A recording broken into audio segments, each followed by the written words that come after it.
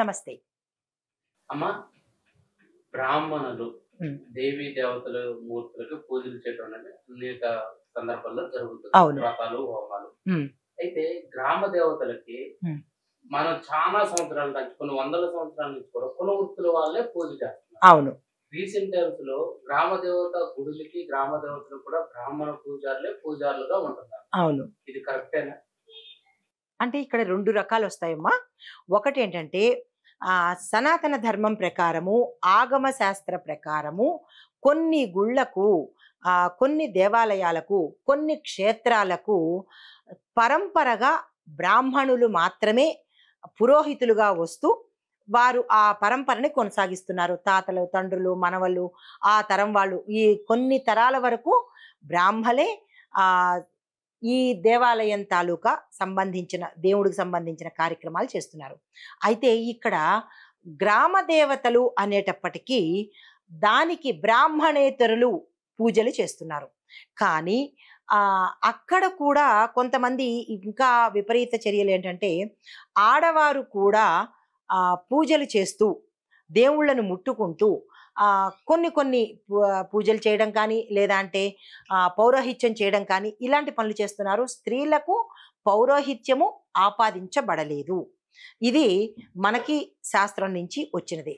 అది ఒక్క పురుషులకు మాత్రమే ఆలయంలో ప్రవేశించి, గర్భాలయంలో ప్రవేశించి దేవుడికి సంబంధించిన కార్యక్రమాలు చేసే అర్హత ఒక్క పురుషుడికి మాత్రమే ఉంది, స్త్రీలకు లేదు.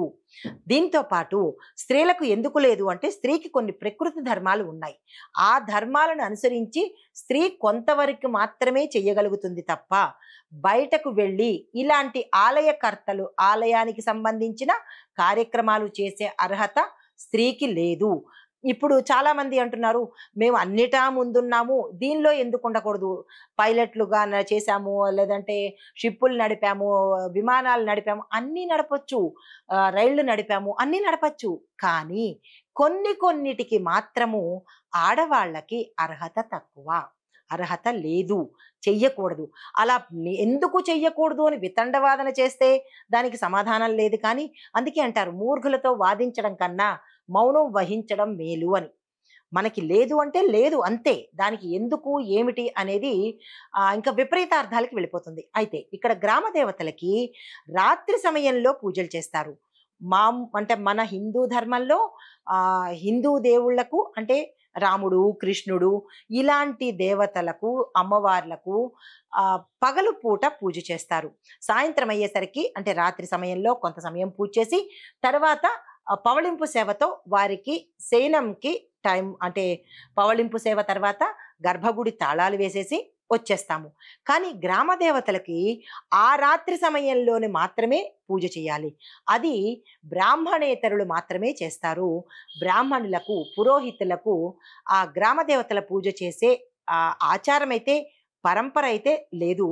ఇప్పుడు కూడా నాకు తెలిసి చాలామంది గ్రామ దేవతలకి బ్రాహ్మణేతరులు మాత్రమే పూజలు, ఆ తల్లిని పూజించడం కానీ లేదంటే ఆ తల్లికి సంబంధించిన కార్యక్రమాలు చేయడం కానీ బ్రాహ్మణేతరులే చేస్తున్నారు.